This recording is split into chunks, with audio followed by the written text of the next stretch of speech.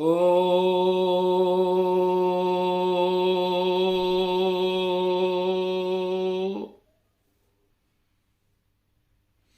विघ्नेश्वराय वरदाय सुरप्रियाय लंबोदराय सकलाय जगत्हिताय नागाननाय स्तुतियज्ञ विभूषिताय गौरीसुताय गणनाथ नमो नमस्ते।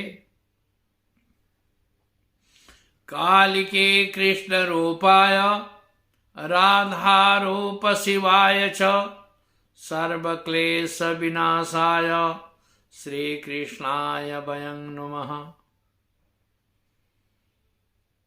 मनोजवं मारुततुल्यवेगं जितेन्द्रियं बुद्धिमतां वरिष्ठं वातात्मजं वानरयूथमुख्यं श्रीरामदूतं शरणं प्रपद्ये। श्रीरामदूतं शरणं प्रपद्ये। श्रीरामदूतं शरणं प्रपद्ये। देखिए दर्शकों, मेरे से जो भी प्राणी जुड़ा है या जुड़ता है, उसके कहीं ना कहीं पुण्योदय होता है, साथ में मेरा भी पुण्योदय होता है, तभी मैं आपके बीच में आ सकता हूं। क्योंकि देखिए, कोई भी काम परमात्मा ने निहित कर रखा है, निश्चित कर रखा है कि आपका काम किसके द्वारा कहां और कब सफल होगा।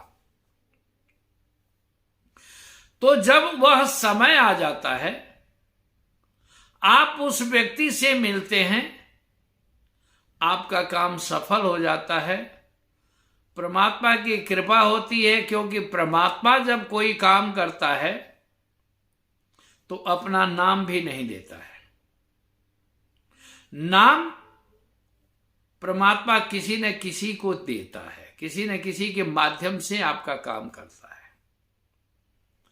इसलिए आप कभी भी कोई भी काम है, आप अपने इष्ट को मनाइए, आप अपने इष्ट को ध्यान करिए, अपने पितृ को खुश करिए। क्योंकि आपका जब इष्ट खुश होगा, आपके सारे बंद रास्ते खुल जाएंगे।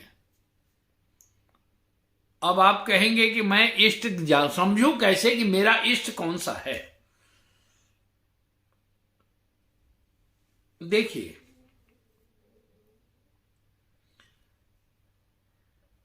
जन्म जन्मांतर का पुण्य जब एकत्र होता है तो आदमी को कोई सदगुरु मिलता है। गुरु तो बहुत मिल जाएंगे, क्योंकि गुरु का काम है रास्ता बताना, मार्गदर्शन देना। चलना आपको पड़ेगा। ये जीवन में कर्म रूपी बोझ को जो आप लेकर के चल रहे हैं, कर्म रूपी जो आपके पास पूंजी है उसको लेकर के चल रहे हैं, उसको आपको ही ढोना पड़ेगा। उस कर्म के हिसाब से आपको अच्छा बुरा जो भी जीवन में है, उस सफर को सफर करना पड़ेगा। जैसे आज सुबह एक फोन आया था कहीं से, महाराज जी मेरे दादाजी बहुत अच्छे जानकार थे, मेरे पिताजी भी बहुत जानकार थे। उन दोनों के स्वर्गवास होने के बाद हम दोनों भाई परेशान हैं। तो पूर्व जन्म कृतं तप भाग्यमेव प्रजायते, पूर्व जन्म का किया हुआ तपस्या ही भाग्य के रूप में परिणत होता है। और उस भाग्य को संभालने के लिए, उस भाग्य को एकत्र करने के लिए आपके माता पिता का, आपके दादा दादी का, आपके परदादा परदादी का भी पुण्य आपके साथ होता है।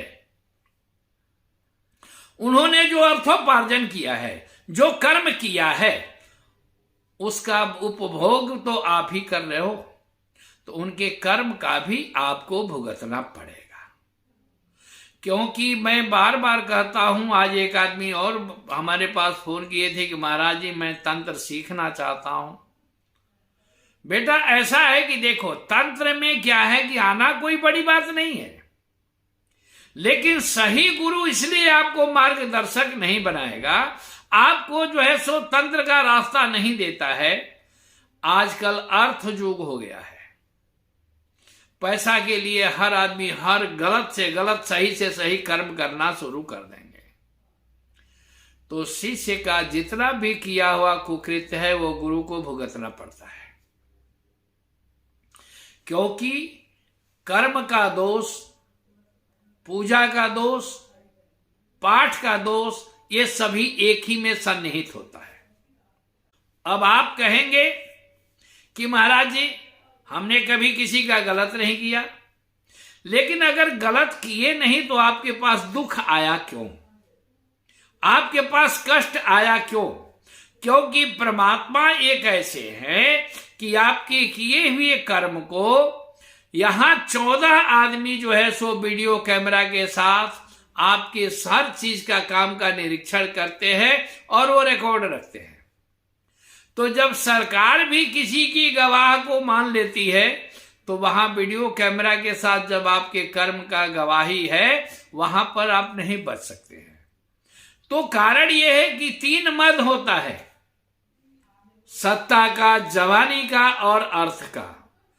जवानी का, सत्ता का और लक्ष्मी का।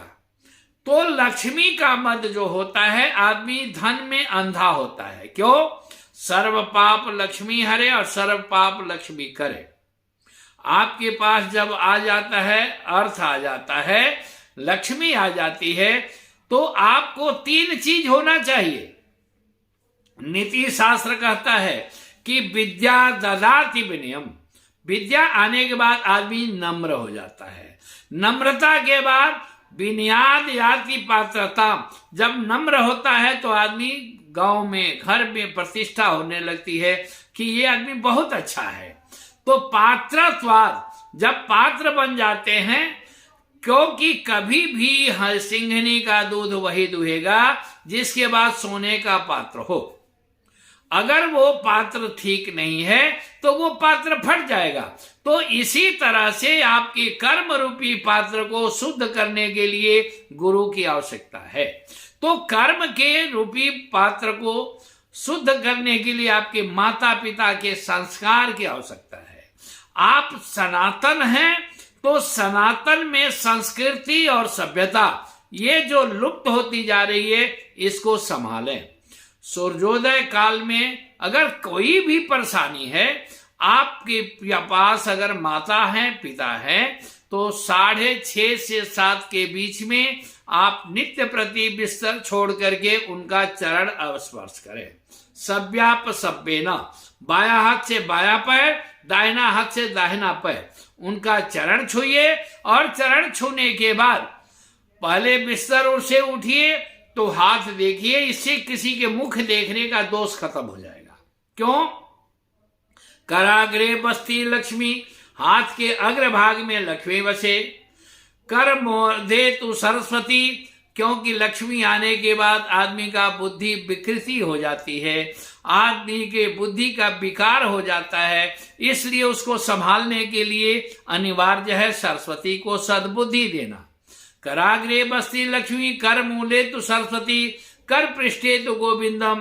कर के हाथ के पीछे भाग में भगवान कृष्ण, क्योंकि वो राजनीतिज्ञ भी हैं, धर्मात्मा भी है और धर्म के अनुसार भी चलते हैं।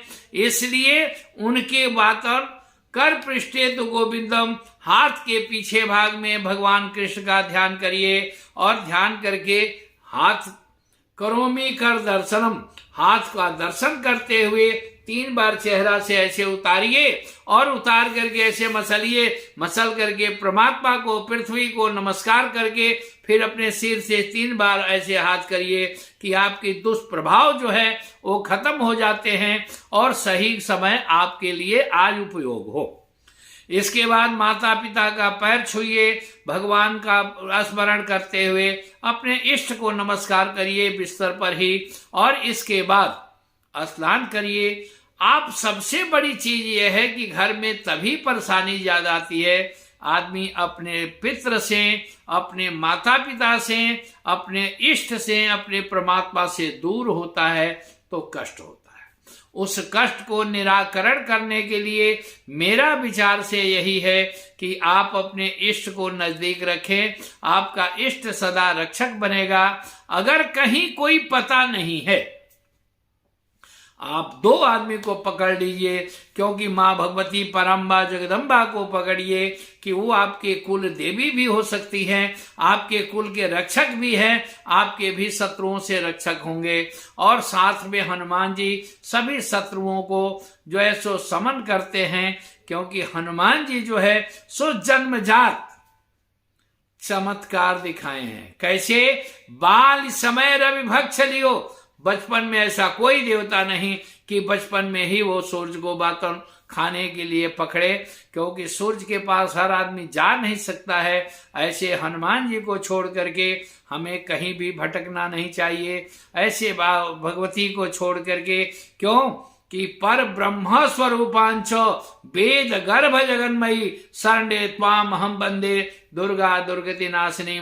माँ भगवती की कृपा से सभी कष्ट का निराकरण हो, आप लोग सुखी रहें, संपन्न रहें और परिवार में सुख शांति बनी रहे। अगर किसी की कोई भी समस्या है वो फोन करके हमसे बात कर सकता है। आपके लिए कल्याण के लिए मैं मां से प्रार्थना भी करूंगा, और गुप्त नवरात्रि आ रहा है उसमें मैं पूजा भी प्रारंभ करूंगा, उसमें आपका कल्याण होगा। साथ में एक और हमारे ट्रस्ट वालों ने फाइनल किया है कि 2 दिन से हम निःशुल्क जो है सो चाय का, और अपना जो है सो कनखल में एक दुर्गा मंदिर है वहां प्रारंभ करने की इच्छा है। आप लोग उसमें जो भी नजदीक है आवें और वहां पर उसको दर्शन दें। हम आपके दर्शनाभिलाषी हैं, दर्शन आपका करेंगे, बहुत बड़ी कृति होगी। आपके सहयोग से, आपके आशीर्वाद से सारा काम होना है। धन्यवाद। जय माँ भगवती, जय माँ जगदम्बा। आपका कल्याण, सभी का माँ भगवती की कृपा से सभी का कल्याण हो, सभी का रक्षक हो, साथ में मेरा भी कल्याण हो। जय माँ।